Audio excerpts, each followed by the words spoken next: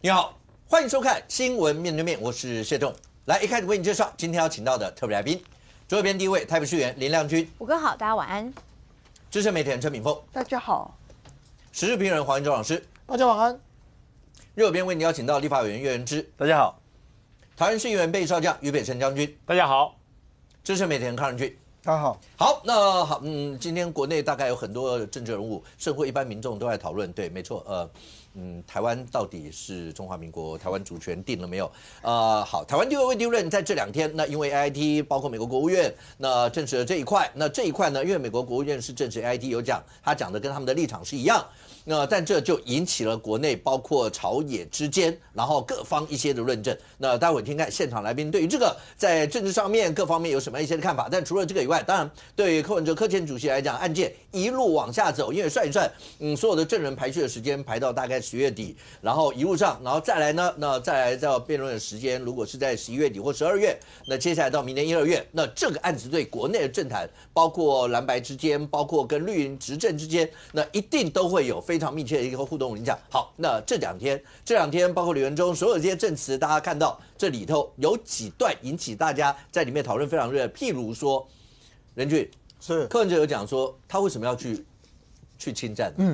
他说我侵占我自己的钱干什么？是这句话为什么大家把它讨论成这个样？不是，我真的必须讲哦，因为这一段时间大家在谈论柯文哲的案子我先讲第一个金华城案归金华城案，因为那个跟市府的行政权力是有关系的所以有一些人就是这个柯文哲支持者一直在讲说什么，我们都只监督在野党，不要拿在野党的帽子进来扣。因为金华城案是柯文哲在担任市长期间里面所进行的行政权力上面的释放嘛。第二个包含到柯文哲什么骑着飞轮那个什么300万。地点发生也是在市长室，这个当然可以被评断。可是现在的案子，现在如果按照这2天在审理的部分，叫做政治现金的部分，这就出现了柯文哲所说的那一个，就是我干嘛侵占我自己的钱政治现金没有用完也是我的啊。我顶多只是没有按照规定要缴回所以呢，这个就是顶多行政上面嘛那哪有什么我侵占自己的问题？甚至包含到说什么 KP 秀他说我这就是商业行为嘛我这个也不是募款因为他原先曾经自己说过说这个就是募款嘛不过后来因为隔了2天之后就改口了啦现在他们一致的说法说这个就叫做商业行为那是不是商业行为？老实讲嘛，你又没有用到政治现金的支出如果你今天我一直讲错了，因为李文忠这个角色很重要李文忠说我又没办法这个控制柯文哲说什么所以现在看起来柯文哲会来在法庭上面这个7万，我不认为这个是一个大事啦，因为他真正最大的问题是你干嘛在一开始的时候监察院政治申报现金你弄了4笔假的发票而且后来你们也承认不是只有4笔，好多笔嘛，然后4家公司受害嘛，而且到最后你们还开了查账记者会这些但我先回到李文忠的角色因为李文忠其实在过去很多人非台北市府的人其实对李文忠不会很了解啦。李文忠之所以跃上台面，是因为他在我们只踢爆说你今天拿这个所谓的假的这个单据灌到尼奥跟时乐这2家公司的时候，李文忠出来开了一个记者会说，我很负责任的讲，我完全不知情我什么都不知道被视之为这个当年的经典名句之一吧我不敢讲唯一啦，但这一句真的很经典嘛，因为你什么都不知道，那你出来干嘛负这个责任什么意思也不懂嘛不过现在看起来，对于柯文哲来说我必须讲政治那个金华城我不谈，政治现金案我相信我自己私下跟蓝绿的，因为白最近不太喜欢理我们嘛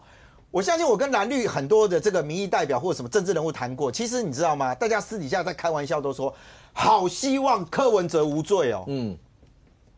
为什么希望柯文哲无罪？如果柯文哲的这个说法是 OK 的，而且法庭采用，哇，以后所有政治人物都可以这样干，明年可能会参选爆炸，因为大家都觉得，原来选举不是会选到倾家荡产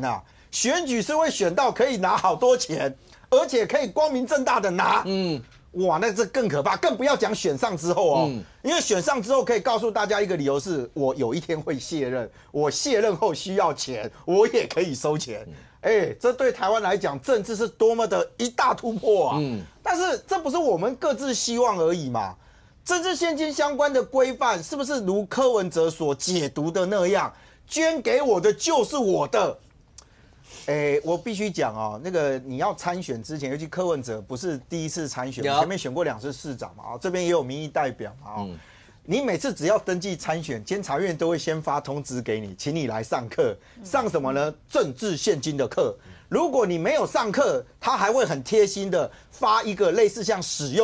申报说明书给你，上面就直接有一张会告诉你讲说什么，你知道吗？政治现金不是你的钱，你必须要符合所有的规范。好，所以我觉得这件事情当然对柯文哲来讲，第一个了他有很多是。现在大家就回顾说，这个去年、前年这个整个事件刚爆发的时候，柯文哲你们是怎么回应的？现在民众党看起来几个这个有话语权的人都在帮李文忠喊冤。从柯文哲喊冤是说那个简讯啊，他是针对金华城案嘛。但是现在民众党一堆人就开始喊说，哇，那李文忠其实也不知道啊，说的就是钱对就是钱，这份是柯文哲钱有什么样？但我还是回到了当时。也在2024年的时候，也就去年的时候，大家还记得那时候到处在查账，民众党自己查账，还开了好几次查账记者会哦。那个时候呢，柯文哲是怎么说的？他说我误信了50年的同学，而且也承认说没有落实财务的监督。这个跟柯文哲现在讲说这都我自己的钱，老实讲都我自己的钱，我有什么好监督的？柯文哲的逻辑是，他从一而终啊。当时他拿了总统的那个选票补助款的时候，不是拿4300万去买房子吗？柯文哲也说，放我自己的名字下面啊，我比较好监督。我也不懂啊，你的名字就你的名字是要监督什么啊？你也认为那都是你该拿的钱嘛？所以你从这一个地方进来的时候，你就会开始发现到，民众党在面对到柯文哲竞选经费出问题的时候，那时候采取的方式是什么？就李文忠嘛，就李文忠搞的啊。陈智菡在当时上网络节目的时候也公开讲啊，他觉得就是李文忠要负责啊，因为大家都不知道发生什么事情啊，只有李文忠知道。结果现在看起来，李文忠的说法也是他也搞不清楚了，也通通知道。但问题是回到根本嘛，竞选总部的财务不就是你李文忠负责的吗？你们也承认李文忠跟李文娟2个是兄妹哦，出去开了一个木可公司。然后把所有的政治现金，你们要往外买东西的，柯文哲自己讲，为什么要开一个木可公司？他说，因为很多人来找我们做竞选小物这些啊，对不对？我们干脆就自己弄一个。那您赶紧公开说过，更不要讲那个奇怪的点是吴怡轩，你还记得在第1次记者会的时候，帮忙宣读木可公司要结束营运这些，当时主持人也觉得你一个竞选总部是一个政治的组织，你怎么去帮一个民间公司宣布说他不干了？结果这不干了2天嘛，没多久吧，1-2天之后，木可开始遭到搜索，因为你公开讲我们要结束营业啊，不收你收谁啊？所以我跟你讲，就是说现在进入到政治现金的这一块了哦。柯文哲看起来的策略，我觉得他的策略跟金华城案很像，跟这个所谓的这个骑飞轮收钱的这件事情很像，我有收。我有拿，那怎么样？对，都我的，都我的，所以我花的顺理那个合理啊。他讲的义正辞严这样，那我就问嘛，政治现金是可以容许你花费在政治选举事务上，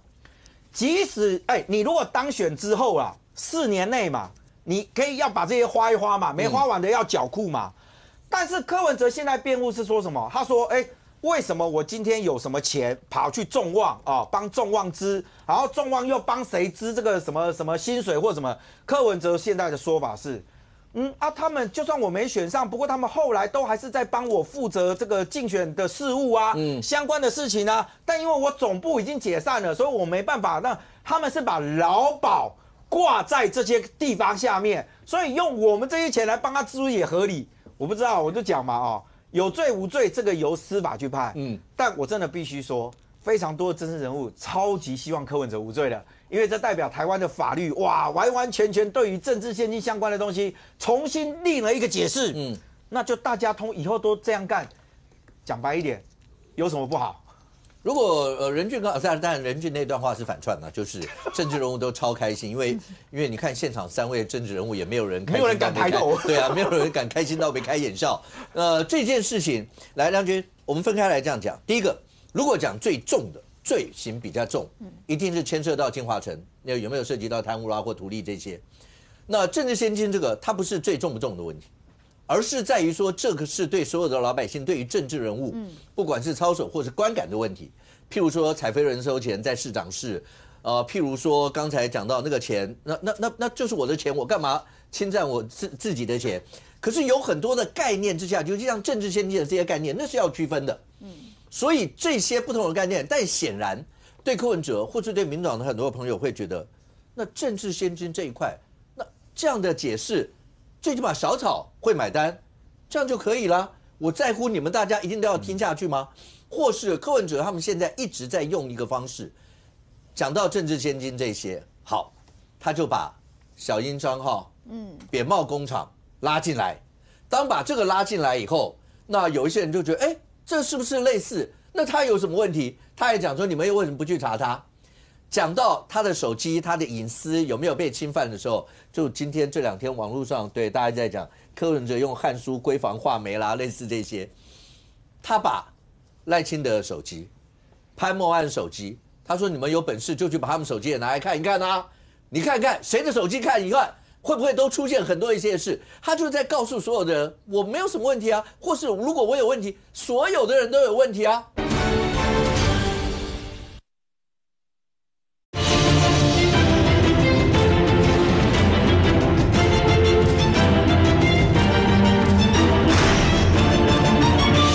你看看谁的手机看一看，会不会都出现很多一些事？他就在告诉所有的人，我没有什么问题啊，或是如果我有问题，所有的人都有问题啊。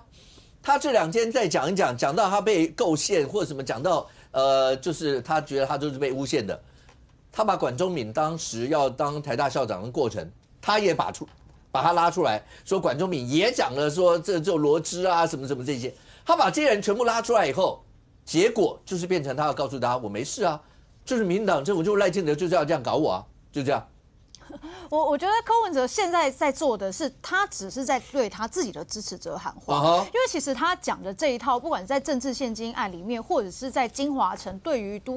跟都市计划的这些法规里面，其实很多大家都已经讲过了，讲到烂掉了，就是他法规的理解是完全错误的。而且刚刚其实任俊哥讲得很好，就是所有的你要参选的人都要开政治现金专户之前都要去上课，然后呢，这个课里面呢，如果呢你没有去上课没关系，网络上现在也搜得到监察院，它还有 YouTube 影片在上面呢，就告诉大家说，您的政治现金不是您的钱，好不好？这个不止我们上课会看得到，而且现在在网络上政治现金的这个相关的法规，监察院其实都一再的跟所有的政治人物讲得非常的清楚。那柯文哲现在在讲什么？他现在就讲说啊，那这个当时的这个扁帽啊，扁帽的这个扁帽工厂，然后小英商号啊，也都是用这样的钱，完全不一样，好吧？这完全是2回事。柯文哲是怎么做的呢？这还是要帮大家复习一下，因为这个事情已经是去年了，我怕大家忘记。柯文哲是怎么做？他先把他自己的肖像权授权给了木可公司，然后呢，再让木可公司说啊，因为他有肖像权嘛，那所以我们要来做他的竞选小物，然后呢，他来去以木可公司来贩卖他的竞选小物。那这个竞选小物呢，根据这个检察官相关的这些内容，起诉的内容里面有提到，大概是入账大概有4133万左右，是进到木可公司里面。那可是呢，这大家就会觉得很奇怪，那我们买了竞选小物，或者是我们应该说我们买竞选小物，有一部分就是为了要支持这个候选人嘛，所以他应该要开给我政治现金收据嘛。所以当时是不是也有一些志工出来讲说，我们当时在开的时候，其实好像不是政治现金的收据啊，而且就叫竞选总部的志工去旁边由木可公司的人来处理这些小物，所以是不是这些小物的钱进到了木可公司？那实际上可是跟民众所认知的这个募款小物的意义完全就不一样了，变成完全它是一个商业行为，是在卖商品，这是第一个问题。这是第一个问题，完全跟小英商号跟扁帽不一样，因为当时不管是你买这些小英的夹克啊，或什么开立的，都是总统、副总统候选人的政治现金正式的这个收据给选民。那但是柯文哲这个完全不一样。那再来就是说呢，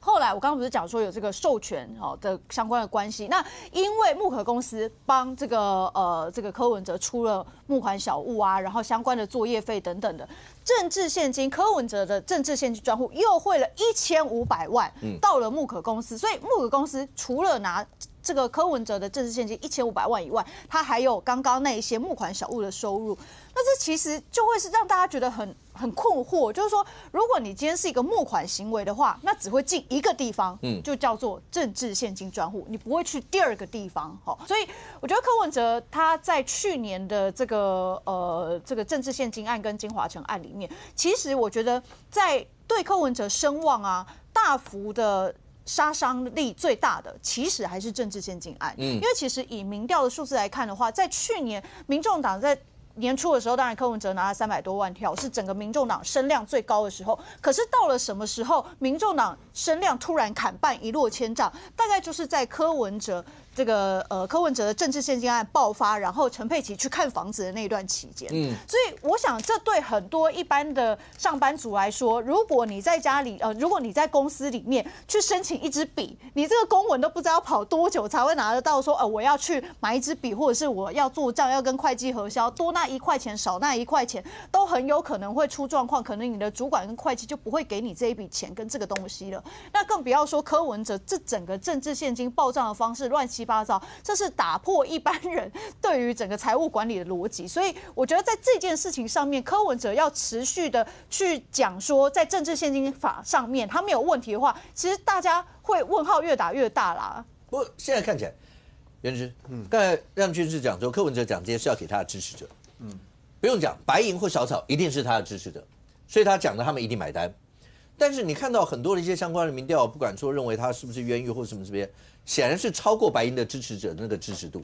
有很多人解读，那就是一定是有一些蓝营的支持者也觉得是这样。所以柯文哲喊的所有这些话，包括刚才不管任俊或亮君讲的这些，不是单纯讲给白银的人听，可能他讲更多会是蓝营的人会听，或是这样讲，蓝营是不是有很多支持者也觉得好，譬如说那压那么久，或是当他喊政治现金所有这些词的时候，他们也会觉得他讲的也没错，那有什么？为什么他不能用？虽然政治人物都知道不应该是可以这样用，可是这些词只要在他嘴巴讲出来，蓝营的支持者会不会也会买单？包括像侯汉廷就说他现在已经变成司法迫害人气王，现在变成这样，因为那个柯文哲当然可以有他的主张啦，那检方也会有主张，法官会有他自己的心证嘛。那这个部分其实大家就是看事情的发展嘛。但是现在问题是柯文哲已经受到的侵害是他被关了1年，这个绝对是一个人权侵害嘛，因为羁押是就是侵害人权最严重的强制手段嘛。那他为什么会被押1年，就是被关1年，主要是因为金华城的关系嘛，金华城案的关系。那金华城大家前几天为什么就是好像前几天有一个民调吧，就是说为什么大部分人都觉得也没有大部分啊，大概跟就是一半啊，就是有一半的人大概认为说他可能是冤狱，就是因为4:1:2左右，4:1:2，然后大概有4:4认为不是，就是很接近啊。主要是就是到目前为止没有就查不到一刀毙命的证据。然后还有一个就是像那个北检不是一直在抗告嘛，那天柯文哲好不容易出来，大家已经觉得说他已经押1年够了吧，可以该出来了吧，然后结果又抗告。然后抗告的理由，其实后来高院虽然有发回，就是北院重新去裁，对不对？但是高院其实也没有觉得说，好像北检抗告理由是很充分，只是说叫北院说你再厘清一下到底他接触的证人到底范围应该要到多少啊？还有厘清一下为什么之前你要押，现在不押？然后北院讲完之后，回应完之后，果然就是一样嘛，就是一是7000万。那所以大家就觉得，为什么北检就是好像非要押？可不可？我那天前2天的时候，结果还没出来的时候，我看那个有一个民进党的律师啊，他判断他都觉得不会押，就说连民进党的律师都觉得不会押，可见他也认为北检要押的理由不充分。可是北检就是要一再抗告，一再抗告，就是要抗告把你押进去为止。那当然大家就会觉得为什么一定要针对他嘞？像巧芯就会觉得说北检这个叫面子之争嘛，就是说好像因为柯文哲之后讲了什么，所以就非要把他压进去。所以关键不是柯文哲在他这个法律案的本身，而是柯文哲出来之后讲了什么，因为他的行为要去压他，然后所以这个当然大家觉得说，好像你这个针对性真的很强。然后所以也有人认为说，好像因为柯文哲就是因为之前的1年的关系，所以现在大家因为就会比较同情他。然后呢，就他现在反而好像变成一个人气王，就是因为他有那一年，然后现在就变成他讲什么，大家说啊，可是他也已经都关1年了，你看已经关1年，会变，我觉得会有这样的一个心态。如果照袁志刚那样讲，将军，你听到当有人现在开始帮他在喊叫司法迫害人气王这些词的时候，未来整个包括因为还在审理嘛，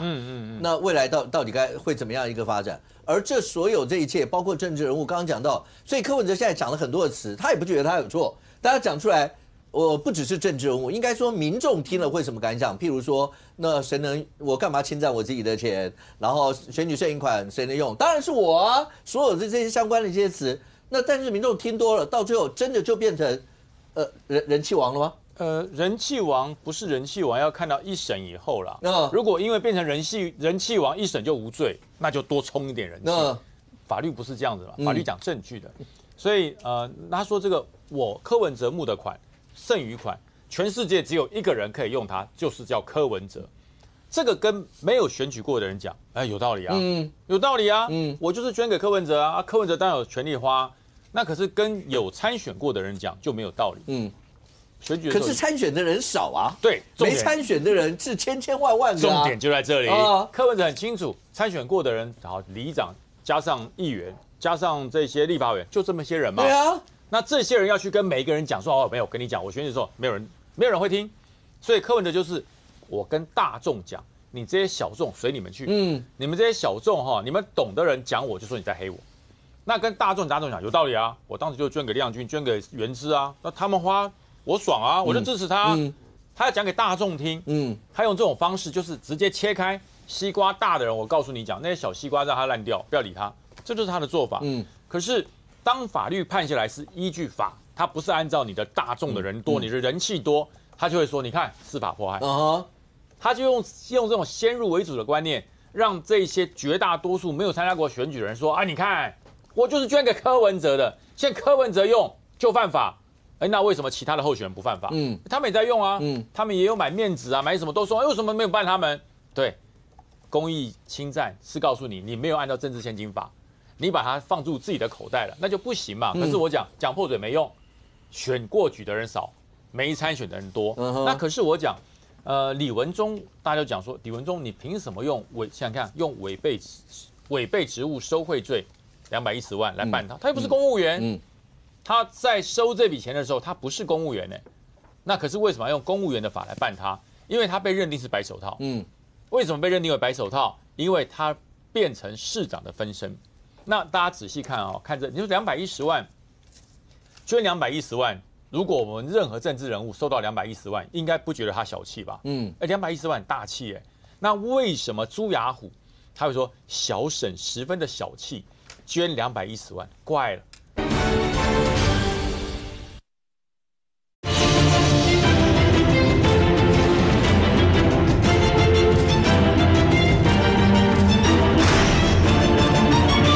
小沈十分的小气，捐210万，怪了。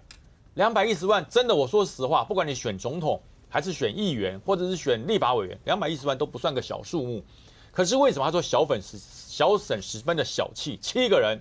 依规定每人30，就表示这7个人是不乐之捐。他们是按规定，有人意志指使他，叫他去捐。他说用我的名字，但是我绝对不会领情省税，必须向你说明。那重点大家可以看这里面讲了一句话，讲那句话是非常重要的，就是说，以后这个里面讲到弄成560，各位弄成56，什么是560？我们金华城这么长一段时间来，从560到672到840，它每个阶段有每个阶段的意义。那其实弄成560，为什么写弄成560？表示小沈不太满意。小沈对560并不满意，所以他说弄成560并没有给你增加什么麻烦跟困扰啦。而我也不会在以后的任何事情来麻烦你来做，因为我严守分纪及道义，不会伤害到市府团队。也就是说，我如果在逾越了560，市府就为难了嘛。如果逾越了560，可能就让市府团队有违法之虞。所以朱亚虎跟这个李文忠写得很明白啊。那么李文忠他的意思就是说没有啦，这就是一个公关嘛。朱亚虎就是个公关。他可能把我认为就是我跟柯文哲很好，所以你传个简讯给我，那我就回给你。可是他多久回？4天才回这个李文忠并不是收到朱雅虎的简讯之后就马上回，4天才回。这是他们2个人简讯来往的全文。全文。那4天他回了什么？哈，我等一下告诉他4天回的意义是什么，立刻回的意义是什么。长辈友人谆谆相助，市长跟我都心存感激。而将军后面就是屁话，后面就是这个奉承的话。将军你直接讲没关系。对，后面就是就是奉承的话了啦。什么将军忧国忧民之心啊，勿被敏感忤内啊，你身体健康，含饴弄孙，阖家团。后面就是奉承的话，就是那个话哈。那重点是在哪里？市长和我们，你既然不是公务员，你为什么要帮市长跟我们就是民众党，都对你感激。所以这一笔里面560，还有不为难市府，我捐钱给民众党跟市府有什么关系？那560跟民众党又有什么关系？这很明白，这560就是什么？就是金华城，就是金华城。所以李文忠没有不知情，朱雅虎也很明白的告诉你，对，这就是钱，就是钱金嘛，就是钱，虽然很少。他水里面写小沈很小气，就是很少嘛。人家说为什么才210万？如果这么大的案子，210万会不会太小气了？对，朱雅虎跟你说了，小沈很小气。也就是说，你们这个案子才搞到560，小沈不满意，所以这210万就是先这样，后续的发展。所以因为这样，所以李文忠没有承认，也没有证明，所以他才被压。那柯文哲说没有，你看就这么一个简讯，就压了李文忠11个月，这不就是冤案吗？所以就是针对这一段。可是这一次李文忠出庭，其实他并没有否认哦，他没有否认说这个就是冤案。他说有关于朱雅虎这个简讯我4天才回，那因为什么？因为朱雅虎是个公关，他不是大咖。那他说公关，他是鼎越的董事长，他是这个中公保全的董事长，中公投顾的董事长，他是3个公司的董事长，你怎么说他不是大咖？没有，因为他的大咖是小沈，是沈庆京。除非沈庆京当面跟我说朱雅虎是公关，所以他4天才回，还是回啦。如果今天他真的觉得这个只是个小人物，这个只是个传声筒，这个不是个咖，其实说实话，李文忠收到的简讯何其之多，他可以不回啊，他可以不用理他，他可以跟市长报市长不要理他，那是个小咖公关而已，你直接传简讯谢小沈就好。所以表示他为什么要回朱雅虎？表示朱雅虎并不是他嘴巴所讲的单纯的公关，他是有代表性的。而这210 7个人捐是不乐之捐，这里面写的非常清楚。他说我拿人家薪水，所以我也必须要帮他做。这个560好了，不为难你了，就先560吧。小沈很小气，然后最后还讲说以后不会为难你了。为什么？因为李文忠已经离开了市府嘛，到了北捷嘛。那这个后来朱雅虎也因为办事不力，只拿到了560。后面他好像也不是鼎越的董事长，所以这一切的推测到了现在为止，这还是冤狱吗？可是柯文哲不管，柯文哲是说，你看，就这么一个简讯，就把他压了11个月，听起来蛮惊悚的。可是你知道吗？检察官不是说我要压就要压，检察官要用这些证据让法官认同，否则法官不会核定羁押嘛。所以说这一切到了柯文哲现在已经即将进入一审宣判前，他的所有的审判庭。他就把以前的事情全部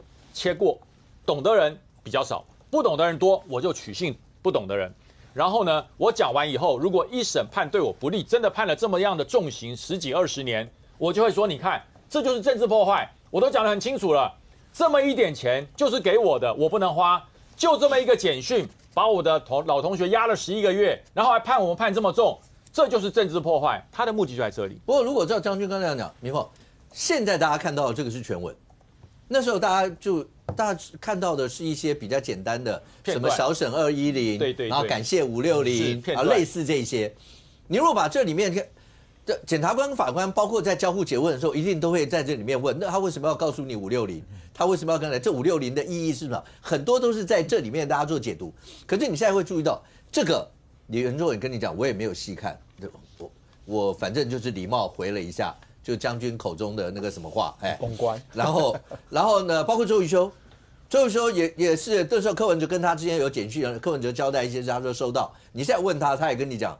这我也没有细看那个内容是什么，而且就收到2个字，收到2个字能代表什么吗？就很多这一些，当然到法庭会是有需要论证、交互诘问的意义，但是用这样一些方式，这所有的事情都过去了吗？可是当李文忠他讲的比较妙，柯文哲跟橘子是一组，我不知道怎么会形容那里面谁跟谁是一组，谁跟谁是一组，为什么会这样形容？所以啊，这整个党都不晓得在混什么，对不对？我这个也没看清楚，那个也没看清楚，然后所谓的事情都弄到了，然后都发现，你也收了210万，怎么样？怎么会有那么好啊？然后那个明明是这个柯文哲写一大堆给社发部，说社发部可以用那个众望基金会的钱，然后呢又传给了梁秀菊，然后又什么东西，然后还顺便传给周瑜修，周瑜修也说收到了，然后现在周瑜修也说他没有收到。那所以这个东西在检方跟这个在院方在回答的时候，根本就是有意图的在翻案嘛。就是所以检察官就被突袭了嘛。检察官说明明这个他觉得周瑜修是个老实人，所以呢他就说收到那个就没有印出来，他没有想到周瑜修会在庭上面给他翻说我没收到，所以呢当时要求勘验这个证据的时候就说没有就不能这个就说不能看，因为他没有事先印，他没有事先印，没有准备，所以为了防止说2兆的这个什么答辩那个冲突，所以呢这一部分就没有，然后就陈志涵就全程转播对于柯文哲有利的东西，所以就看起来好冤枉他哦，什么，然后那个什么，你们怎么北检怎么这样子啊？这是在压供取证嘛那个以前都说有收到，现在没收到，那显然是你们北检办案有问题啊，才会这样。那到底有没有收到？对不对？那当然是有嘛，那不是什么就见鬼了吧？一堆人都说这个没有，那检察官虽然强硬一点，但也不至于糊涂到说，你没收到，我跟你说有收到嘛。那我觉得现在就是用这种法庭的那种陈志涵的那一套，我去听了一下，然后出来转播一堆这种我觉得那个四叉猫应该进去听另外一边，然后再出来转一边才对啊。否则你这样子就很混淆视听啊！我觉得他现在就是在做混淆视听的动作嘛。你什么这是我的钱，我侵占是有什么用？你不是一般人一般人如果你捐我钱，这是我的钱没有错，我干嘛要侵占没有错？可是你今天不是一般人啊，可是他就用似是而非的话语给你转啊！我觉得阿北从头到尾从这里来，他就是很喜欢转这种东西，而且转的理所当然，然后根本就颠覆了所谓的法律系统。那如果说这样子可以的话，那我们就是这样子啊，你们也可以随便收钱啊，都不用报啦，对不对？就是现金可以去买商办或怎样啊。这个东西我觉得民众党我觉得很多人没有办法接受，就是这种，尤其是中间选民啊，然后你不要讲说蓝现在是就是降智，就是他们其实他们的水平其实是跟法律是一致，本来是跟法律是一起的，可是他们为了支持阿北，那总不能说阿北是这个什么是贪污犯，我们还支持他，所以呢就全部降智，就是说我们你看是羁押啊，就是在专攻羁押那一块，那你去看那个所有蓝的节目，通通不讲那个楼地板面积是怎么样，通通不讲这个指示是怎么样，都只是在攻什么羁押那么久怎么样，然后通通在攻这一块嘛。所以我觉得说你们为什么不讲实话呢？就是整个全体的全貌为什么都不讲出来，然后只会讲那些543，然后那边话语权那边转来转去。你觉得原之没有讲实话吗？他也是这样偏听啊，他也讲说羁押，为什么你说然后他为什么就偏听？羁押怎么样？他们你为什么不讲郝龙斌392？为什么不放？郝龙斌是有病吗？他是一直守着392。对，郝龙斌有病啊，有病，脑袋有病。他明明可以放到840，他为什么不放呢？他为什么一定要坚持392？难道郝龙斌有病吗？所以这种蓝营就是郝龙斌是连560都不放，对，连560都不放，何况是840啊？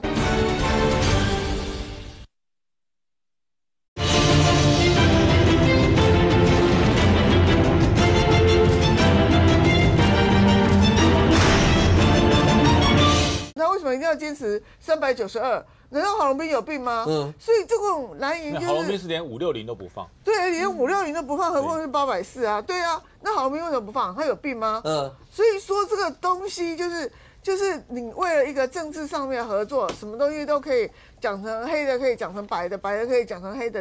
乱搞一通。我觉得国民不是弱智啊，哈，国民不会弱智。那个很多人也不是灵芝草啦，所以不会说灵是那个，不是吃的很补的那种灵哈，那个是1、2、3、4、5、6、7、8 zero 对啊，所以说我觉得这个可以检验嘛。那你现在说民调做出来啊，突然觉得阿伯无罪了，我觉得这个民调可以啊。这种一种蓝白合的气氛嘛，我回答一个民调又不会死，好，我不会少一席，你等到选举的时候再来看看嘛。如果你敢说阿伯无罪清白的，什么拿飞轮什么拿钱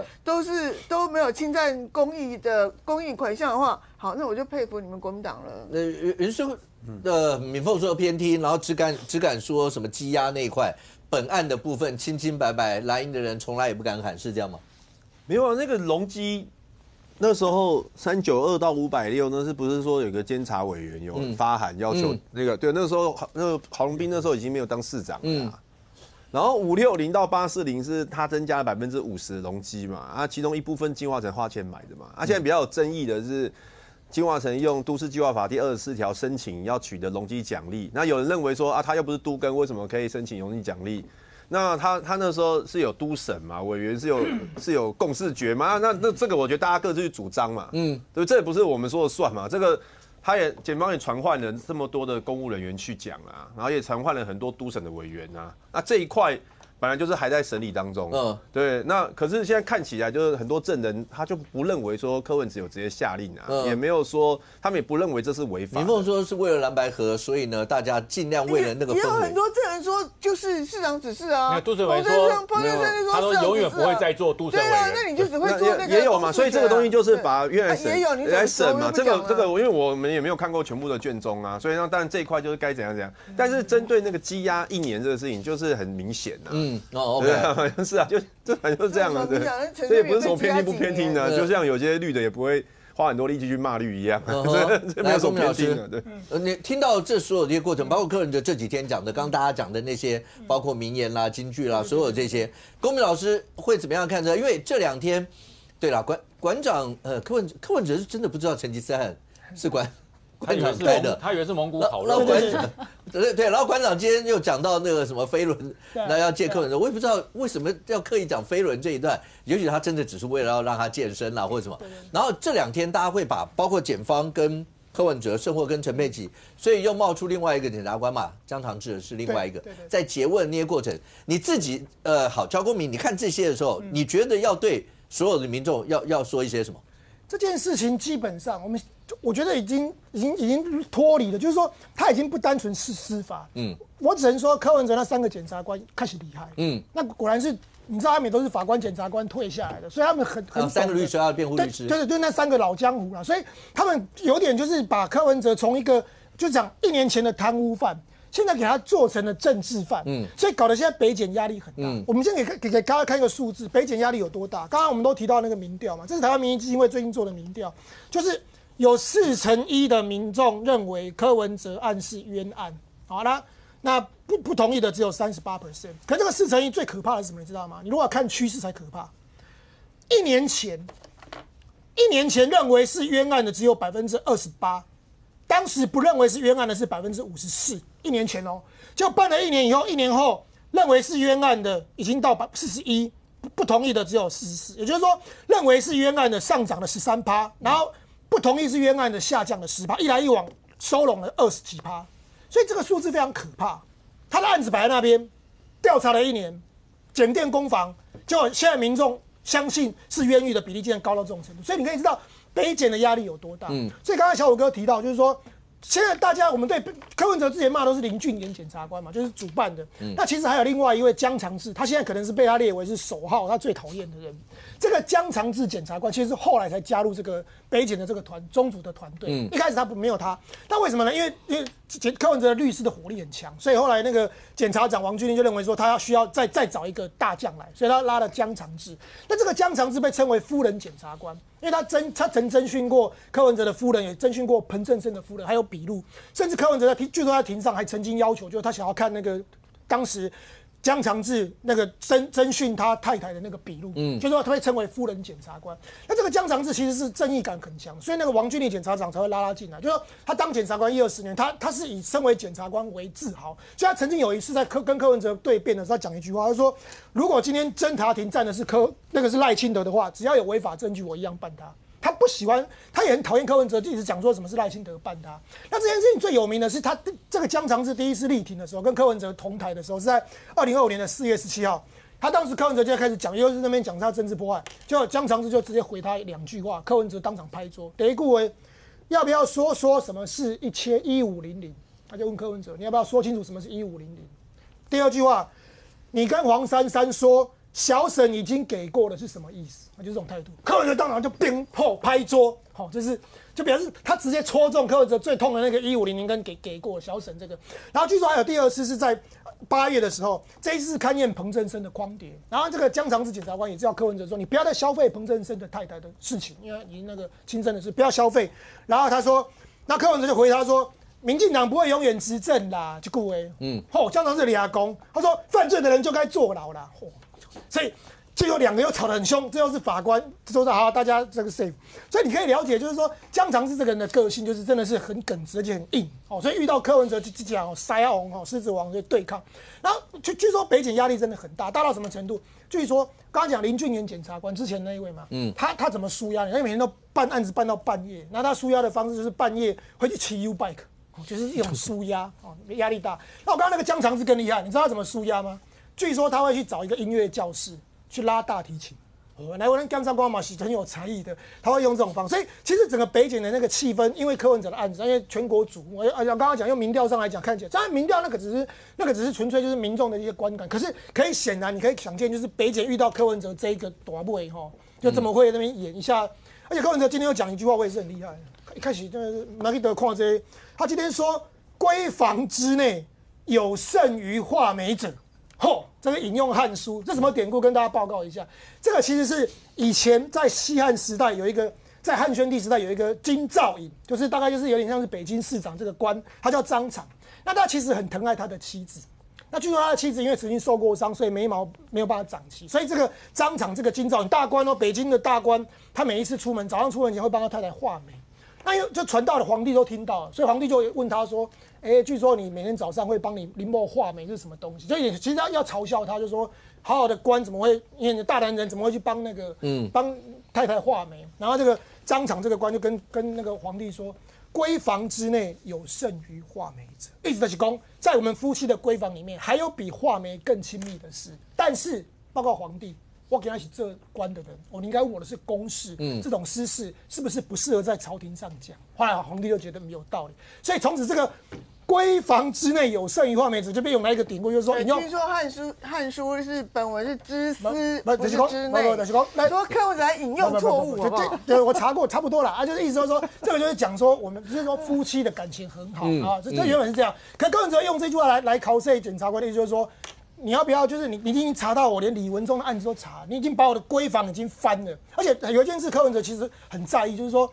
陈佩琪夫人，我刚刚讲不是江长志检察官吗？他其实有一件事情，陈佩琪夫人就给他写脸书，这件事情对江长志来讲是有点伤害。陈佩琪曾经写过一篇脸书，就是说江长志检察官问我说：“你和你先生主卧室的大房有没有其他人来睡过？”这句话很严重哦。如果检察官这种口气说，你和你先生的那个。卧室的大床有没有其他人来睡过？这件事情很严重，所以这个时候当时据说，因为这件事情，因为陈佩琪写脸书很严重，所以后来北检有调查，他们就勘验那个侦讯的光碟，那其实没有啦。那个江长志他是说，他问柯文哲说，你住处的每个房间平常是谁使用、谁休息？因为这个东西是有录音光碟，是不能乱讲的，所以江长志，但是因为北检说不想要节外生枝，所以这件事情就把它吞下来了。然后，所以你可以知道，就是说江长志检察官现在被列为他们柯文哲最恨的，一定有他的道理在。然后最后我在讲，刚刚讲馆长其实是，我觉得他是故意的，不是故意的，他就是他就是个不是高一郎，还是高一郎粗人吗？也不是，就是他就是比较直的人哦，直的人哈。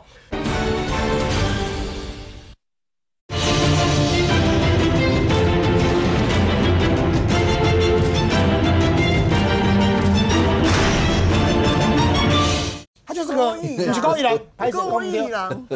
粗人吗？也不是，就是他就是比较直的人哦，直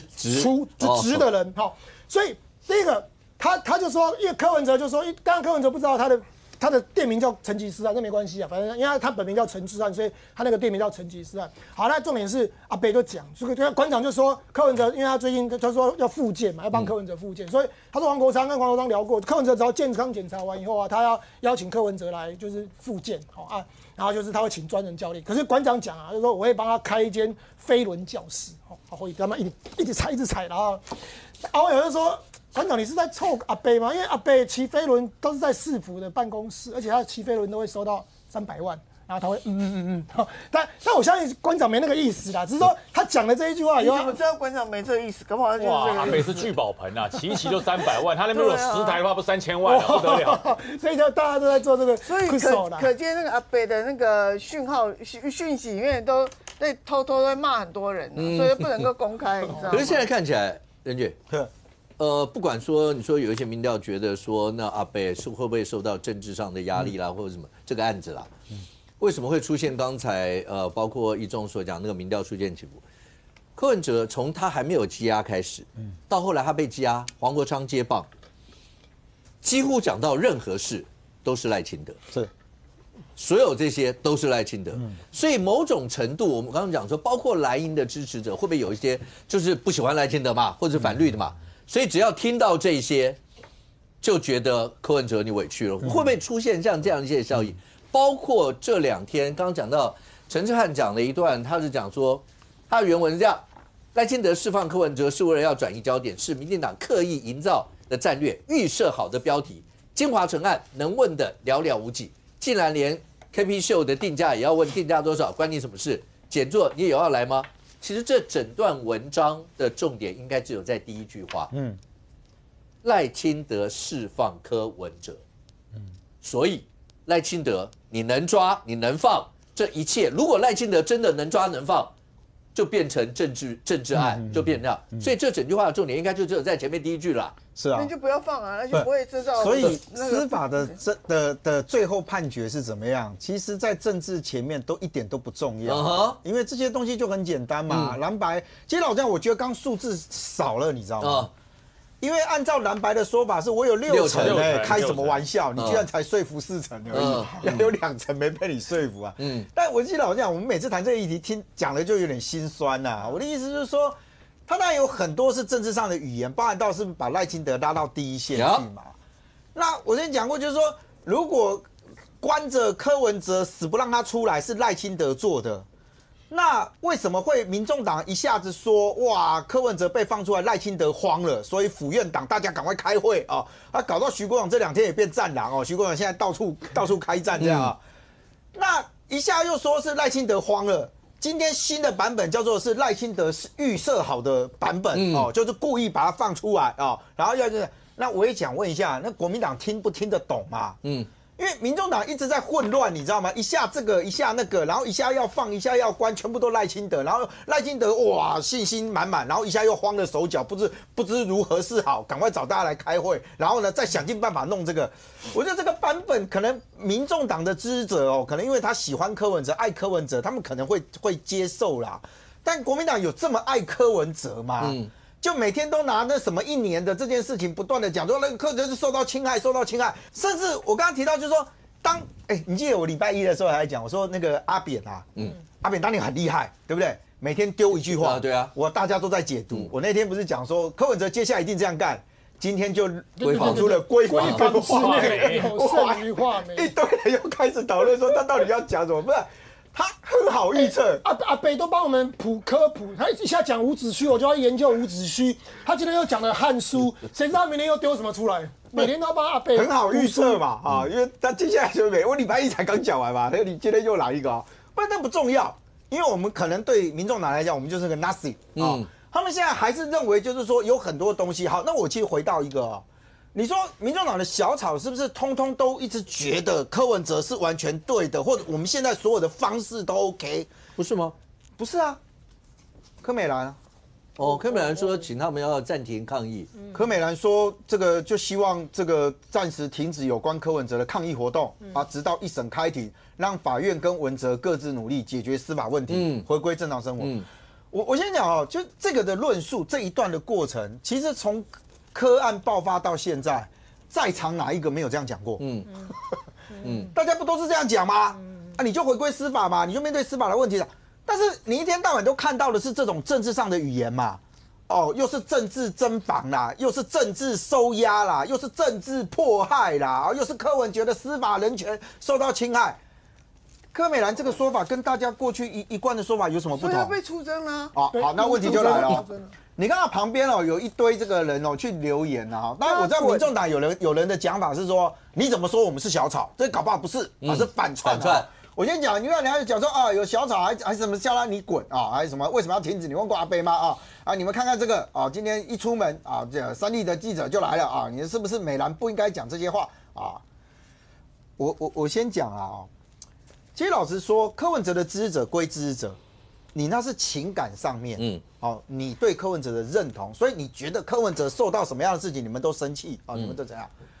柯美兰的身份是柯文哲的家人，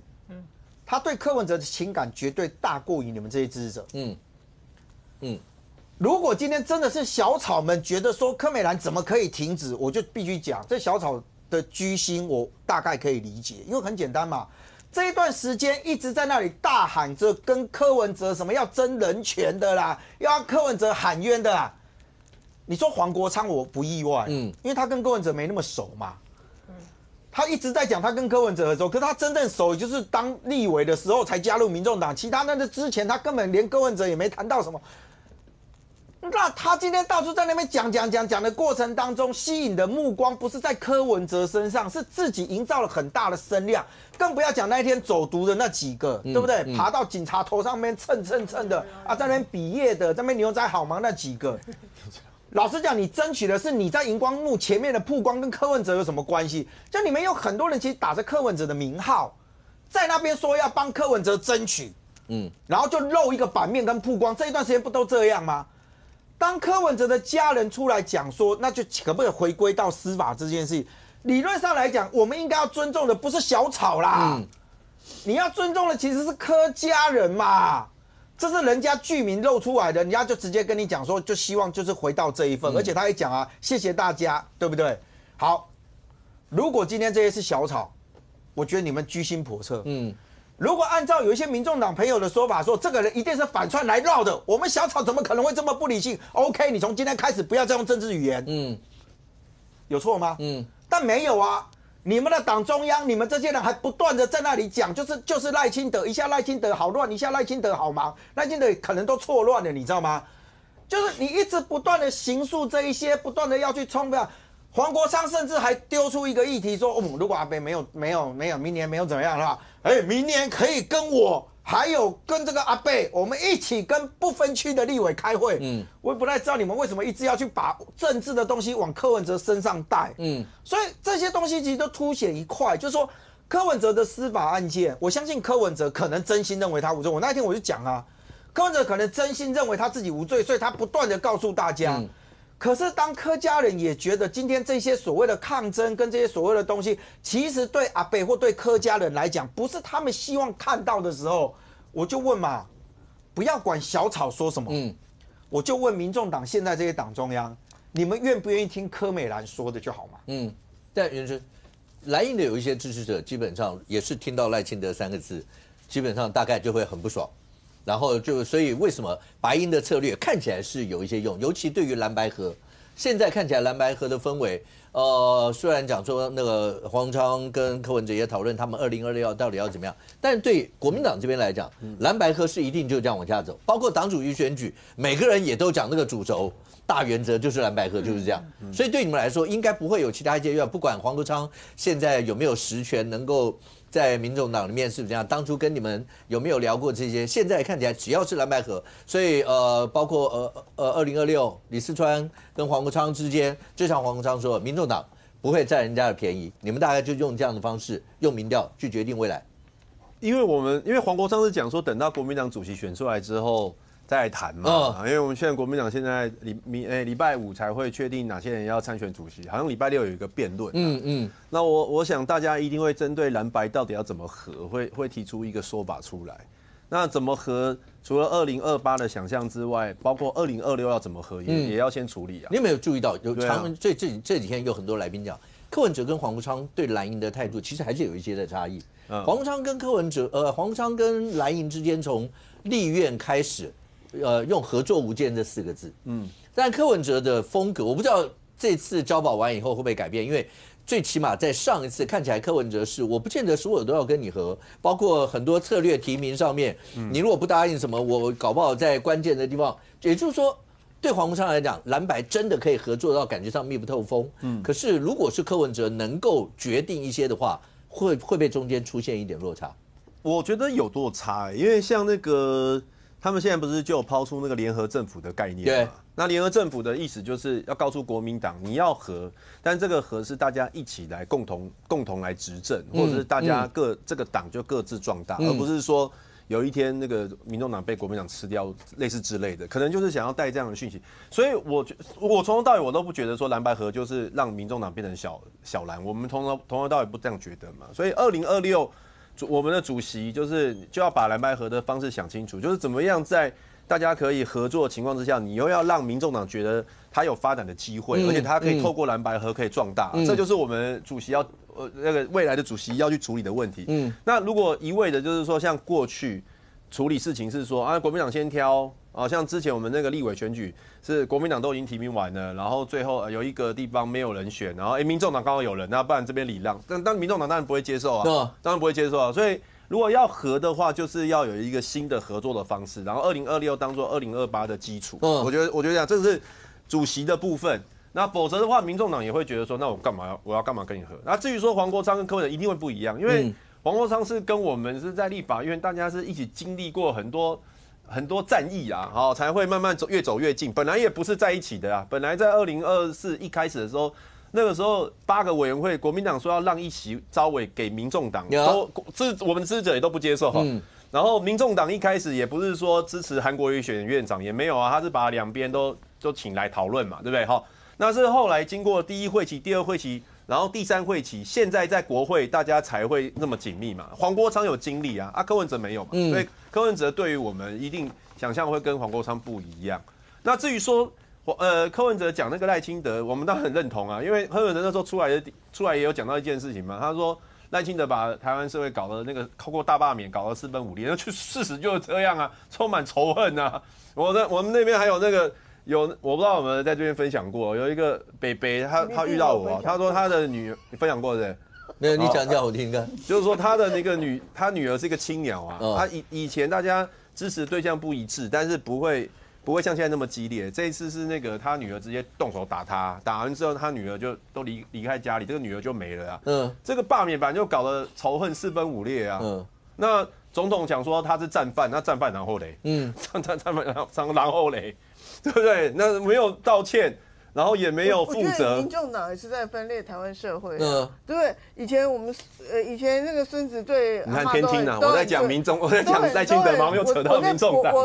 我在补充你嘛，就是说分裂社会的这个原因。那以前一个孙子对阿嬷都很尊敬嘛，那突然有一天就说阿嬷我要绑架你，你不能去投票什么东西的，你一定要支持什么，那不是也是在分裂这个社会吗？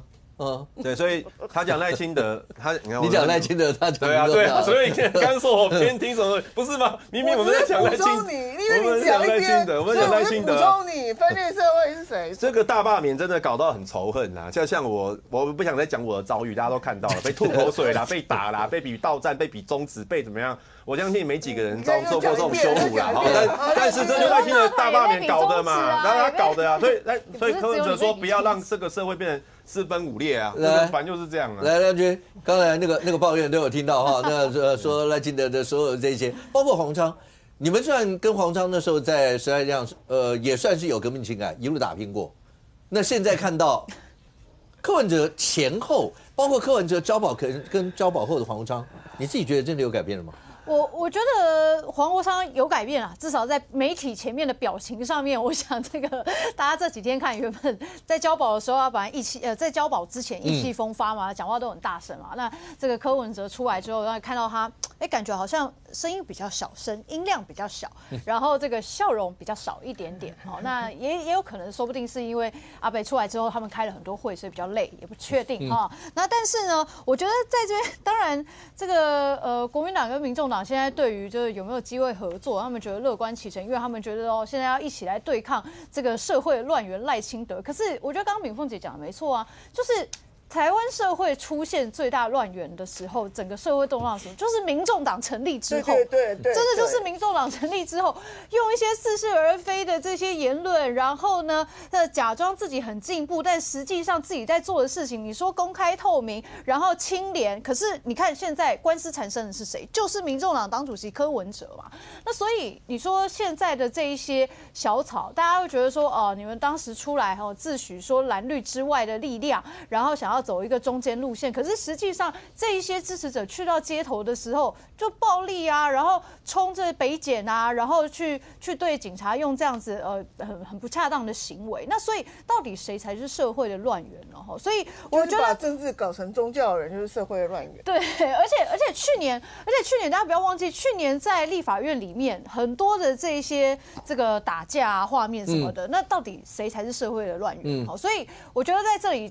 就是这些新闻画面跟这些影像，这历历在目，不用再讲一次啦。所以不要讲说什么事情都是赖清德的错。但是呢，刚刚讲到蓝白合然后民众党现在柯文哲被放出来之后，接下来会怎么走？我觉得还是要帮大家回顾一下，过去黄国昌在时代力量2016年的时候，当时是什么？是黄绿合，对不对？当时是时代力量跟民进党想要合作嘛。那在当时也确实有一些区域的选区立法委员就是由时代力量的人出来参选嘛。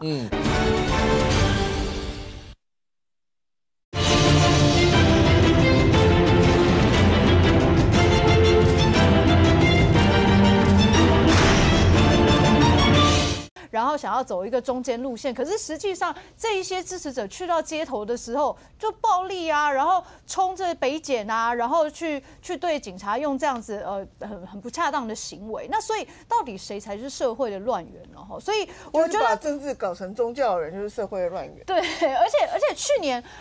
大家不要忘记，去年在立法院里面很多的这一些这个打架啊画面什么的，那到底谁才是社会的乱源？所以我觉得在这里。就是这些新闻画面跟这些影像，这历历在目，不用再讲一次啦。所以不要讲说什么事情都是赖清德的错。但是呢，刚刚讲到蓝白合然后民众党现在柯文哲被放出来之后，接下来会怎么走？我觉得还是要帮大家回顾一下，过去黄国昌在时代力量2016年的时候，当时是什么？是黄绿合，对不对？当时是时代力量跟民进党想要合作嘛。那在当时也确实有一些区域的选区立法委员就是由时代力量的人出来参选嘛。那你说这一些区域的立委，这些区域当时是谁？当时是汐止，然后还有中正万华，还有台中洪慈庸嘛。这3区难道民进党没有好的人才吗？民进党有啊，对不对？在当时汐止的选区，当时省发会立法委员也想要再参选啊。那后来协调之后，后来让这个黄国昌出来参选嘛。那在黄国昌出来参选之后，好，那时代力量在立法院除了这个区域立委之外，也有不分区的立委。那可是你看后来进到立法院里面之后，黄国昌他当然说翻脸就翻脸嘛。所以我的意思是说，我要讲的是黄国昌这个人。你要跟他谈合作，他什么时候翻脸，你真的不知道所以蓝白合有可能不知道接下来合作模式会是什么。当然，县市首长可能有一些县市首长想要跟民众党合作，民众党也愿意来跟国民党来合作，可能哪一区或是我们推人，或者是我们支持国民党的候选人。但是问题是，他未来什么时候跟你翻脸，你不知道。而且这是黄国昌，再来就是柯文哲。柯文哲走出了上一次武汉肺炎的这个伤痛了没？不知道上一次跟国民党谈得很不愉快嘛那到底在柯文哲出来之后，黄国昌跟柯文哲对于跟国民党的合作关系，他们两个在程度上，我认为是绝对有区别的。那到底能不能顺利的在2026合作？我觉得到现在我还是保持一个蛮保留的态度。将军可不可以简短回应这一块？因为你来自国民党，国民党一直觉得自己也是家大业大，是啊，所以我再怎么样跟他合作，我也不会被吃了吧？而且我的席次，立法院国民党是52席，对。你说白银，而且是不分区，只有8席。虽然黄国昌他没有一席区域立委，对，虽然黄国昌希望他们那个2028年那个立委席次能够大幅的扩充啊，或者什么这些，可是眼下现实就是这样。可是如果赵良军刚刚讲，从过程当中的那些合作，蓝营真的如果不小心会被吃掉吗？我先讲哈，蓝白合是决定在谁的身上，赖清德。如果赖清德很弱，就没有蓝白合。因为不管是蓝还是白，单独是打不过赖清德的，所以才要合嘛。就跟当时《三国演义》一样嘛。那么这个合，如果今天当选的不是赖清德，是侯友宜，那这个柯文哲跟黄国昌会心悦诚服的接受国民党的指挥吗？不会，绝对不会。所以我说这个合是建立在自己打不赢，所以呢，我要找一个盟友绑在一起。这他也是眼下的现实啊，眼下的现实。所以我讲，那国民党家大业大，你跟我合了以后，不管怎么算，我一定吃掉你嘛。亲民党的教训就是这样嘛。那么民众党的教训是，没关系，你只要让我拿到1官半职，我就翻脸。黄国昌是个中翘楚啊，可是黄国昌遇到对手了，遇到柯文哲，柯文哲比你还厉害。柯文哲当时在台北市怎么选上市长的？是不是绿柯合？所以选上了。选上以后呢，立刻跟蔡英文翻脸。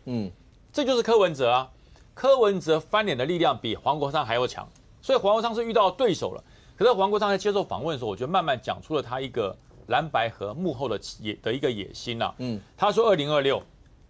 我会每个区都派人，遍地开花，要让民众党的支持者找得到人服务。你想想看，在柯文哲跟绿营合作的时候，他们如果派议员出来参选，吃的是谁的票？民进党的票。现在白营民众党派人出来，每个区都派一个人出来选议员，吃的是谁的票？国民党的票啊。我自己在桃园啊，桃园每个区绿营都欢迎民众党多派人啊。每个区都欢迎他多派人啊。所以你说基层怎么合？基层国民党每次选举很厉害，很精准。我这一区能够选上3个人，我最多派4个。那如果在民众党再派2个人，那就爆了嘛。你不但原来的4个可能会落掉，你可能会多掉2个。所以这就是民众党他的野心跟国民党怎么合，这是基层合。我在讲到市长合，民众党希望什么？这个地方我们蓝跟白合起来可以打败绿的，我们来合。那可是为什么一定要派蓝的？对不对？为什么派？那为什么不派绿的呢？为什么不派白的呢？那如果说你都派你的，那对我不跟你合。这就叫筹码。你国民党会被他绑。因为你所遇到的这个不是兄弟啊，国民党之前跟国青合的时候那是兄弟，系出同门。现在的不是兄弟啊，现在是刚好我们2个的目标一致。可是呢，其实我也蛮讨厌你的，只是现在我打不过我们的对手而已。那当我们对手打掉之后，我下个就要打掉你。这不就是共产党那一套吗？所以我才讲那现在国民党有个变数，就是国民党2026的主席是谁，才决定蓝白合不合。那么民众党呢？黄国昌的主席任期到什么时候？明年年底12月31号。可是不重要，因为只要柯文哲没有被收进去，柯文哲永远是民众党决定选举是谁来代表的那个核心人物。黄国昌只是个传声筒而已。所以现在对于黄国昌来讲他虽然是主席，可是他没有办法做决定。而国民党呢，想要蓝白合，问题是蓝白合的那个主席是谁？目前看来不是好就是郑郝龙斌或者郑丽文。那这2个任何一个人哪个比较适合蓝白合呢？现在每个都说是我，因为选上再说。OK， 那有一个话题是在国内已经好一阵子没有人在讨论这些，但是这2天引起轩然大波，是什么呢？台湾第2位地论。OK， 那从 AIT 讲出来这一段，然后国务院讲说对，这跟他们的立场是一致，然后这所有的一些，但是美国为什么提这是一回事，而是在国内显然这件事情，因为接下来10月25号，包括台湾光复节，然后接下来呢是民党秘书长，刚才任院长说那个许国勇最近是战狼的感觉，超赞。对，因为他每一天直播以后，尤其是因为AIT 讲的这一段，他就直接出来讲，这2天他就直接出来讲说，台湾哪有什么台湾光复节 ，OK， 根本就没有，然后接下来就把所有的从包括开罗宣言以下全部都讲完，然后这2天圣霍跟不管，因为你知道蓝营一定会直接包括蒋万安啦什么全部都直接回，那赖清德到底选的是什么样的总统，是哪一国的总统，台湾这块土地到底所有这些论证，突然之间一夕之间爆开，来亮君，为什么最近徐国勇秘书长挑这个话题，而且在这个节骨眼上面引起这么大一些的争议？其实这一次 AIT 的这个针对开罗宣言跟波茨坦宣言的这个说明哦，跟受到这个访问哦，老实说，我觉得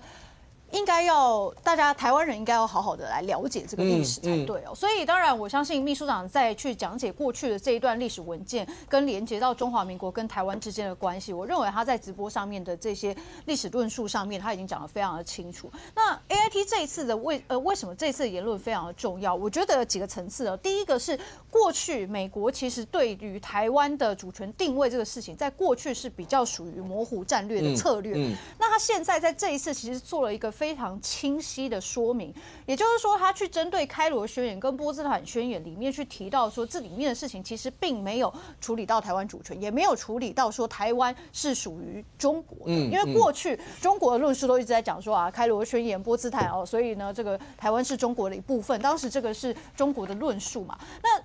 就这个美国去讲了这个事情，包含国务院，因为后来也有媒体去问国务院说，这个 AIT 这样讲，那是美方这边也肯认这样子的说法嘛？那国务院也正面的表示说 ，AIT 其实讲的都已经非常的清楚了。那也就是说，美方的这个说法肯认了这件事情之后，当时美国在24世纪大战，他是盟军的总司令，那后来的这些相关的宣言，对他来说，他去做出了这样的一个重大的宣示，也就是台湾不是中国的一部分。我认为在 AIT 的这个脉络里面，他所讲的是这件事情。那为什么在这个节骨眼上，徐国勇秘书长要挑起像这样的一个话题？我觉得这个议题是台湾人应该要知道的，所以民进党的秘书长去把这件事情更开诚布公的让大家讲嘛，让台湾的民众知道说这个事情是台湾跟中国是2个不一样的国家，这件事情是要让大家理解的。那当然，现在大家就在讲说，那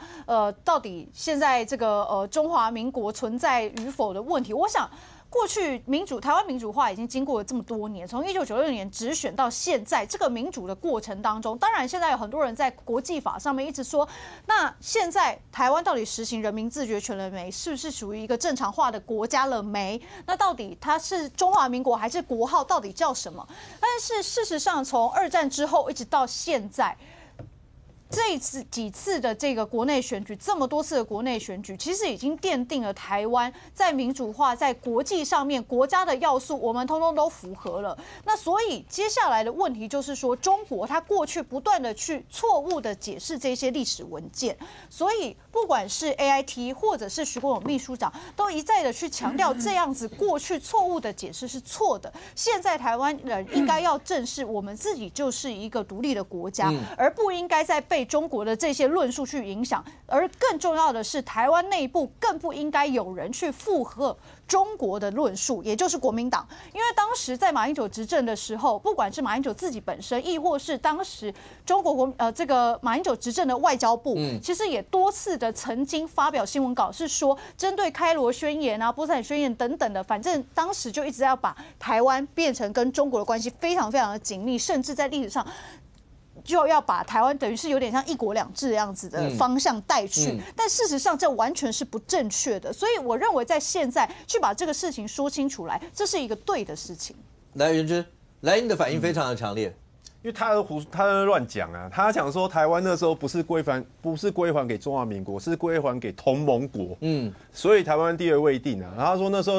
候台湾是日本人啊，那既然台湾人是日本人的话，那怎么会有光复的问题啊？但实际上这历史就不是这样嘛。那根据开罗宣言跟波茨坦宣言就讲得非常清楚嘛，台湾是归还中华民国啊，就是很清楚啊，上面就是这样子写的啊。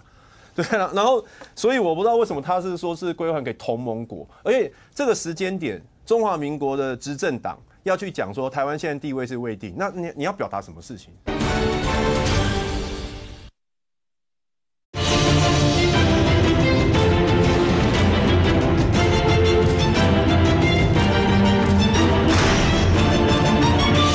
不管是 AIT 或者是徐国勇秘书长，都一再的去强调这样子过去错误的解释是错的。现在台湾人应该要正视我们自己就是一个独立的国家，而不应该再被中国的这些论述去影响。而更重要的是，台湾内部更不应该有人去附和中国的论述，也就是国民党。因为当时在马英九执政的时候，不管是马英九自己本身，亦或是当时中国这个马英九执政的外交部，其实也多次的曾经发表新闻稿，是说针对开罗宣言啊、波茨坦宣言等等的，反正当时就一直要把台湾变成跟中国的关系非常非常的紧密，甚至在历史上就要把台湾等于是有点像一国两制这样子的方向带去，但事实上这完全是不正确的。所以我认为在现在去把这个事情说清楚来，这是一个对的事情。来，元之，来你的反应非常的强烈。因为他乱讲啊，他讲说台湾那时候不是归还给中华民国，是归还给同盟国，所以台湾地位未定啊。然后他说那时候台湾是日本人啊，那既然台湾人是日本人的话，那怎么会有光复的问题啊？但实际上这历史是不是这样嘛？那根据开罗宣言跟波茨坦宣言就讲得非常清楚嘛，台湾是归还中华民国啊，就是很清楚啊，上面就是这样子写的啊。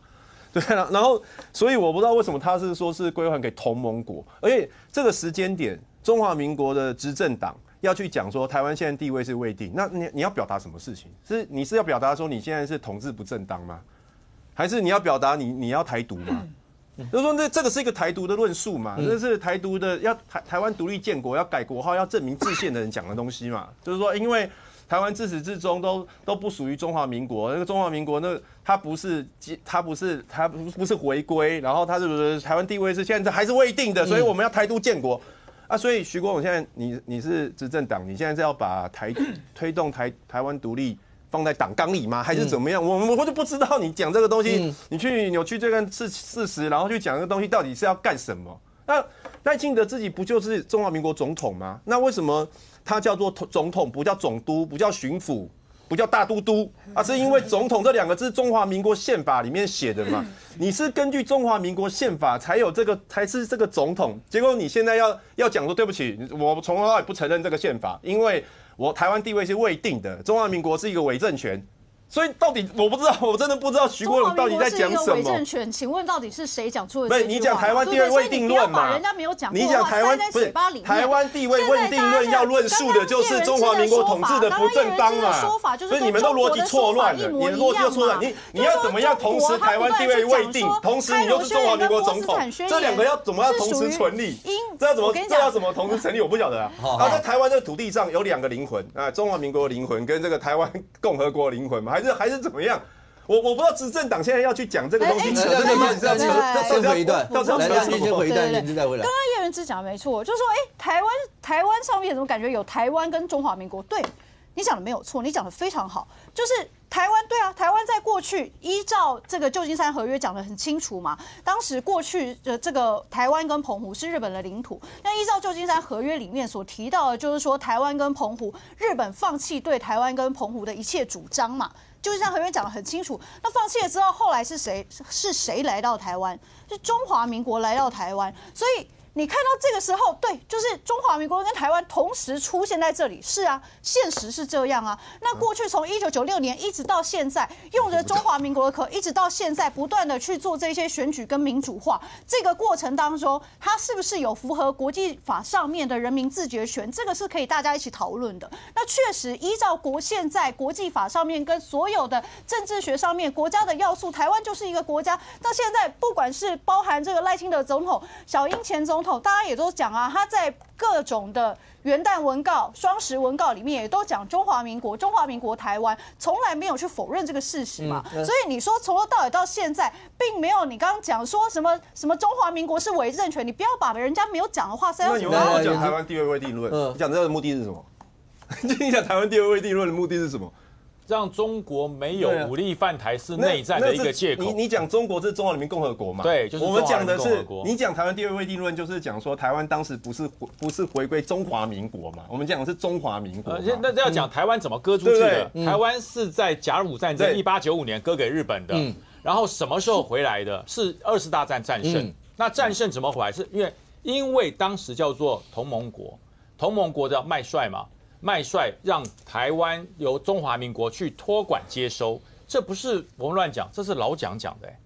这是老蒋。这是老蒋的亲手的这个电文哦。因为刚刚虎哥是叫我回答。对，你先回答我。你如果觉得说，所以中华民国现在接受不正当，台湾地位未定论，所以现在是要推动台独吗？还是怎么样？因为我是旧金山合约那些东西，我刚刚讲开罗宣言、波茨坦宣言，其实都讲得非常清楚，台湾就是回归中华民国，就是这么清楚。而且我们因为这样的一个脉络，我们在这边也执政，今年已经是中华民国第114年了。那现在要去扯那个台湾地位未定论，好像就说当时就是不是回归给中华民国，那所以这几十年或者是我们接下来是怎么样？台湾到底是干嘛？你是中华民国总统，你现在去扯这个东西，所以你是要建国吗？还是我不懂啊？对，然后现在去讲这个东西，我觉得那个王世坚讲得很好，因为王世坚是他们同党的，比较客气啦，哈，他是说讲得很好，但是呢，不知道现在讲这个干嘛？大家意思是这样。现在台湾其实你自己总统说要民生经济优先。然后结果呢，一直在搞这些意识形态的东西，然后去扯说台湾地位现在未定，我真不知道到底要干嘛，真的。来，将军，台湾中华民国在台湾从民国38年到现在，超过70年，已经是事实了。那为什么要这个 AIT 要讲一个中华民国在台湾这一段这么大的纠纷？其实这是1949年老蒋说的，因为什么？当时李宗仁被派到台湾当台湾省主席。然后李宗仁就说：“我们现在台湾就是我们反共最后的根据地。”这句话讲的没有错吧？我们在小学写作文都写过啊。可是，在1949年的老蒋，他当时面临要被逼退，在中国要被逼退，所以说他说：“你不要乱讲。”为什么？因为台湾核地尚能任误人往日的无事的放肆啊！因为放肆的这么讲，为什么？因为目前来讲，不过是我国托管之地的性质，这是老蒋说的。他为了李宗仁在台湾讲说这是最后的复兴地，我们要反共。他不是为了这件事情把李宗仁狠狠的骂了一顿呢。他讲什么你知道吗？他最后讲说，你可以说做剿共最后的堡垒与民族复兴的根据地。他说你以后切勿自作主张，多出风头，把他骂了一顿呢。所以为什么？因为老蒋很清楚为什么当时盟军同盟国是直接请老蒋，他是等于说中国战区的统帅嘛，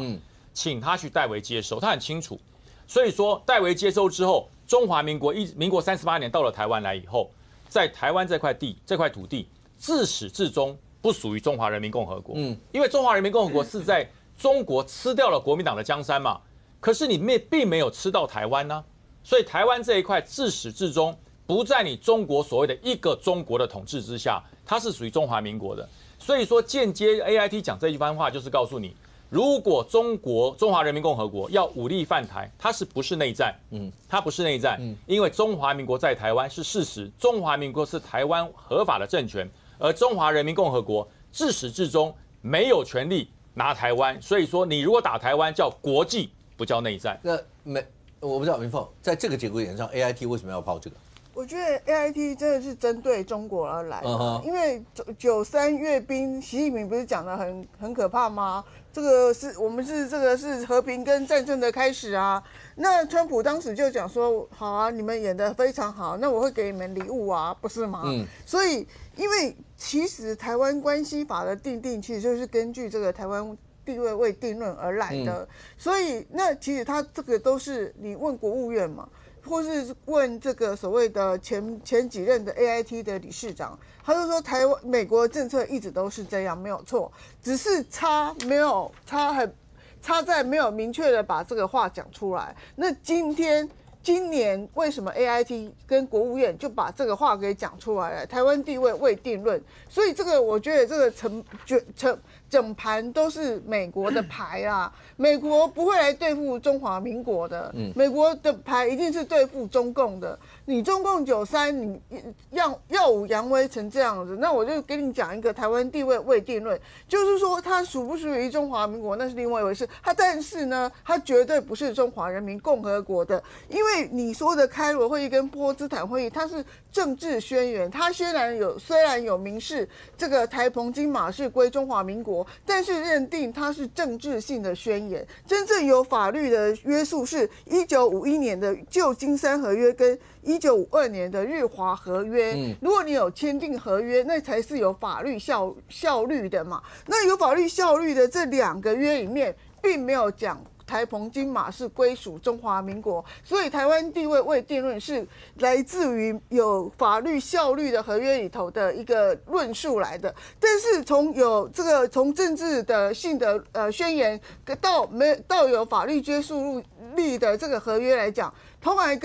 跟中华人民共和国半毛钱关系都没有。我觉得今天美国讲话的东西主要就是这样子而来的。那所以说，我觉得就是说，当然了，我觉得不要过度延伸。我觉得美国呢，就是未来可能也有很多的美中的谈判。这个台湾你不可否认的，这个都是筹码，这都是美国的筹码。我要对你好一点，我就把台湾的怎么样，那我要对你差一点，我就把台湾的地位给它弄起来一点。所以说，我觉得这个东西衍生到最后，就是我最后的结论就是说，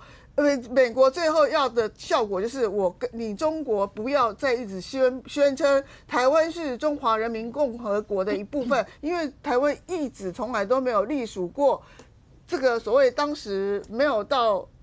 这个台湾来的中华民国，对，人民共和国。然后所以说你每次都讲说什么这个是我们内政问题或怎样，美国跟你说不，我们这个不是内政问题，这个事情压根跟你中共没有什么关系啊。所以说我觉得就是说，至于这个光复节的事情，我觉得真的是不要讨论啦哈，因为来台湾的人就是我说的，有一位本来坐在这里的人是日本人，然后有从这个大陆38年来的人，对于那些人是有光复节的啦哈。那对台湾人是恐怕不是有光复节。那既然大家都已经在这块土地上了，然后这光复节也定了那么多年，所以我觉得作为一个执政党，你就已经继承中华民国的宪法系统了，这些东西你就不要再去翻了。那你美国讲这句话是针对中共而来，不是叫我们造成所谓的内部的纷扰，我觉得这样子就不是很好了。可是好，来一中内部的纷扰已经出现了，对啊，而且不是今年才定的10月25号要再放假，但是现在显然大家已经陷入像这样的一些。我觉得我们应该要回归民生，民生就是说假这件事情绝对不能动。好，现在有人就说，我觉得放什么假，名义上其实一般百姓他不是那么在意，但是百姓在意的是说放假，这一次有放到假，所以请不要去动这个假。我觉得这件事情应该是蓝绿要有这个共识。那至于你说到底台湾光复节它曾经是个历史事实啦，这个你也没办法否认。这个是在中山堂，1945年的10月25号，台北那个西门町那个中山堂前面搭一个牌楼，就这个台湾光复。当时还有一首歌。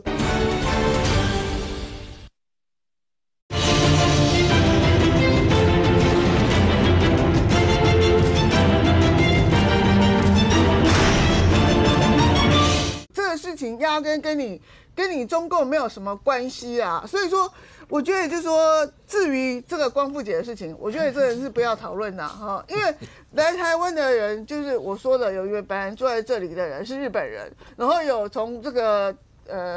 大陆38年来的人，对于那些人是有光复节的啦哈。那对台湾人是恐怕不是有光复节。那既然大家都已经在这块土地上了，然后这光复节也定了那么多年，所以我觉得作为一个执政党，你就已经继承中华民国的宪法系统了，这些东西你就不要再去翻了。那你美国讲这句话是针对中共而来，不是叫我们造成所谓的内部的纷扰，我觉得这样子就不是很好了。可是好，来一中内部的纷扰已经出现了，对啊，而且不是今年才定的10月25号要再放假，但是现在显然大家已经陷入像这样的一些。我觉得我们应该要回归民生，民生就是说假这件事情绝对不能动。好，现在有人就说，我觉得放什么假，名义上其实一般百姓他不是那么在意，但是百姓在意的是说，放假这一次有放到假，所以请不要去动这个假。我觉得这件事情应该是蓝绿要有这个共识。那至于你说到底台湾光复节它曾经是个历史事实啦，这个你也没办法否认。这个是在中山堂，1945年的10月25号。台北那个西门町那个中山堂前面搭一个牌楼，就这个台湾光复。当时还有一首歌，张灯结彩喜洋洋，胜利歌大声唱，唱遍城市和村庄，台湾光复不能忘。老实讲，当时的气氛是这样，因为对台湾人来讲，老一辈的台湾人，他们曾经可能他们祖先是被清代统治的，他们会觉得说，换掉日本人，然后来一批就是过去的，他们就是阿公阿嬷讲，中国一瓜郎，他其实是期待的，所以当时台湾人其实你老实讲，那个气氛是欢迎的，就是说欢迎国民政府来接收，这是最熟悉。但是接收了以后呢，后面的情况可能台湾人没啥介意，这是在过1年半以后，1947年的228事件，这个是3月8号的一张示意图，这个是什么？蒋介石的21师从基隆登陆以后就开始枪杀，把那些人全部用那个铁丝把人手串起来，有没有？这是228博物馆拍下来的。所以这个过程从一开始的张灯结彩喜洋洋，过了1年半以后是这样子的画面。所以台湾人讲啥？告起低来了，你不告造啦，来中国低了。他讲那么难听，讲中国低，为什么？你自己想，陈仪那1年半干了什么事情？是怎么样去掠夺台湾人过去的这些秩序？这个大家你去翻历史资料都有嘛。所以对台湾来讲，台湾人就可怜了嘛。过去我50年以后你不当殖民，那你说好不容易来，就好像是都是汉人的这个系统，就来了以后屠杀嘛，然后这边掠夺嘛，所以然后接下来1949年张盖就。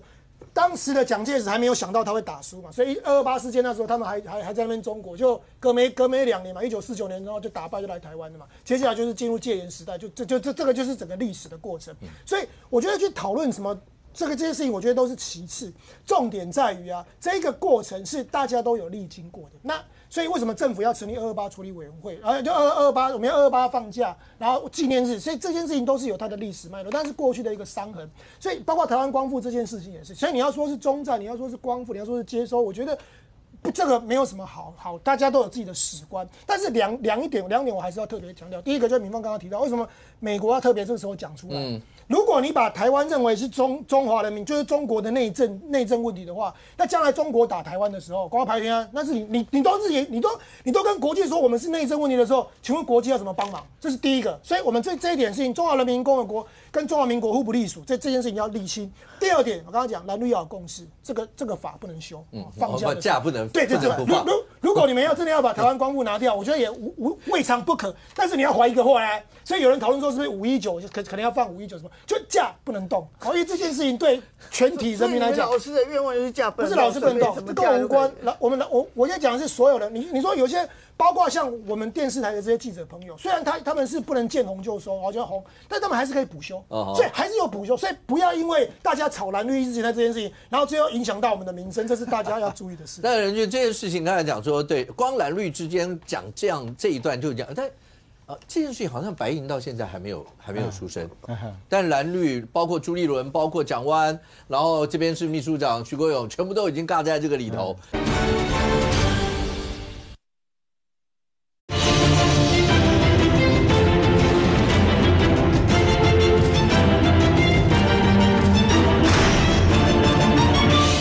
你要怀一个后来，所以有人讨论说是不是519可能要放519什么，就假不能动。因为这件事情对全体人民来讲，老师的愿望就是假不能动，不是老师不能动，这跟我无关。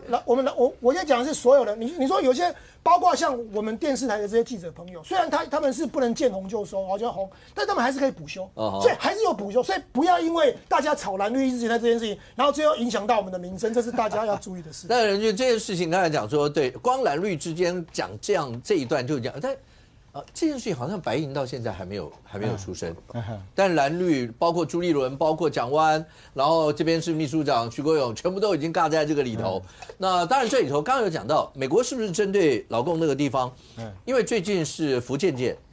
通过台湾海峡，所以这些所有的东西都会被大家在这里面一再，因为福建舰通过这个地方当然敏感了，大家都会讨论这些。他为什么挑这个时候？这个我先讲，因为今天有一个新闻说福建舰它没有办法这个什么战机同时起降啊，它的逻辑是这样啊，就说因为它是采用电磁弹射嘛那1号弹射跟2号弹射的位置在这个地方，那这个是一般来讲就是它那个大型的飞机它那个起飞的时候因为跑道比较长嘛所以它是斜置的。另外一个就是说它的航舰它的这个战机如果要降落的时候会在这个地方。那说法是说，因为它这个航线哦，所以有点长，所以如果它要降落的时候，很有可能会卡到2号的这个所谓弹射道，所以它变成是没有办法这个完整起降的情况。那其实老实讲，对于一般的这个航母来讲，它真正最大的用处就是像这样子嘛，哦，你在同一个时间里面可以2架不同的飞机可以作为起降。那你看这个是螺旋桨的啊，因为它长度要比较长啊。那当然各方说法有些不一样啊，就是你真的到了这个作战密集强度的时候，是不是今天那我也可以安排这个